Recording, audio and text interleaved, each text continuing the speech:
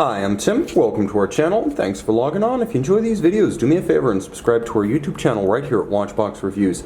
I would really appreciate it, and I promise to update daily. If you love this watch, you can see it and purchase it on our website, thewatchbox.com. Today we are discussing one of the boldest model families and most adventurous, riskiest launches of recent years by a major brand. Of course, the Da Vinci name dates back to the early 1970s and a pioneering IWC Beta 21 powered quartz watch with a roughly diamond-shaped case. Well, that was supplanted by the shape we associated with today's Da Vinci, the hinge lug style, in 1985. That watch, designed by Hanno Bürtscher, was the basis for the Da Vinci family redesign of 2017, a watch with its hinge lug, round case, and somewhat anachronistic style that captures the hearts of IWC fans as a cult watch. And again, not being for everyone, it was a bold use of an entire model year's publicity by IWC. The watch on my wrist followed shortly thereafter, a 2018 limited edition of 1,500 pieces. The Neo Hinge Lug Da Vinci Chronograph is the reference 3934-04 in stainless steel, 42 millimeters with hinge lugs. This one wears easily on my 16 centimeter circumference wrist. The watch is not thick at 14.6 millimeters, but it is broad at just over 53.7 millimeters lug to lug. Don't be scared by that measurement, because the hinge lugs make this one easily wearable on a wrist as small as 13.5 centimeters circumference. Having made the claim, I need to substantiate that. Hanno Bürtscher's original 1985 design was considerably smaller than this watch, but the hinge lug system works on watches of any size by effectively adding a second joint along with the pivoting of the strap within the hinges.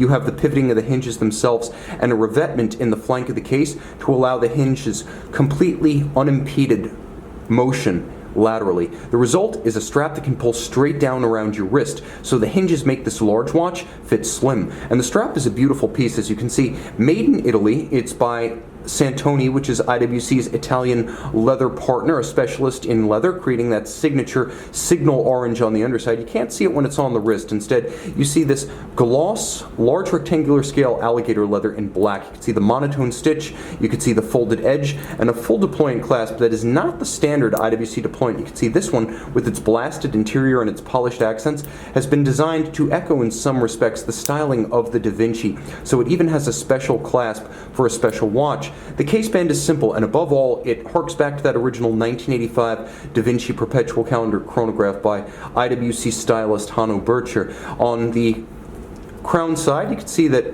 we have a remarkable set of simulated screw-down crowns.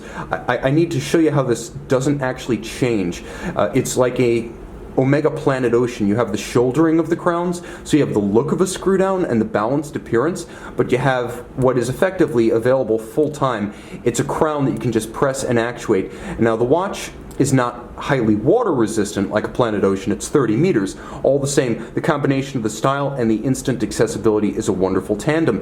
The case has a very minimalist domed style bezel, and then you can see that the sapphire has the same vaulted, squared off and domed profile as the original Da Vinci Perpetual Calendar's plexiglass. The original used plexiglass to clear the stack of Perpetual Calendar features on the dial. Here you get the scratch resistance of sapphire, but you get that same wonderful distortion, and you get that same bubble effect as the original 1985 model. The dial is all of sunburst blue and beautiful for it. You can see sub-registers are sunken in with polished metallic chapterings.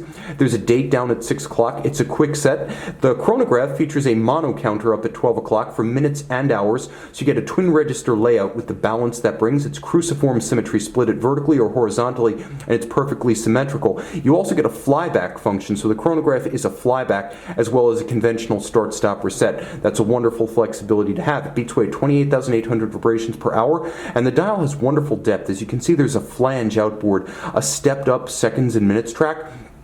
Inboard of that, it steps down. You have all applique high-polished applique metal Arabic numerals, and then you see there is a sync into the sub-registers which feature a concentric circular pattern. There's a silver on blue print with a few red accents that are well chosen, and at center you can see there are faceted alpha style hands with a counterweighted lancet style seconds hand. Nicely executed. Turn it all over, and we've already seen the image. This one designed by 12-year-old Hu Yi of Shanghai, and of course he is a participant in the Laureus Sport for Good Foundation's charitable endeavors, using the power of sports to uplift children and teach them lifelong values. It is the chosen charity of Richemont and a particular darling and pet project of Chairman Johann Rupert. So there's a lot of money behind Laureus, and again, as the name suggests, it uses sport for good. But if you look down, you can see that this watch is part of a limited series of 1500, and unlike most IWC limited series, this one features individual numbering. 30 meters water resistant, the movement uses IWC caliber 89361.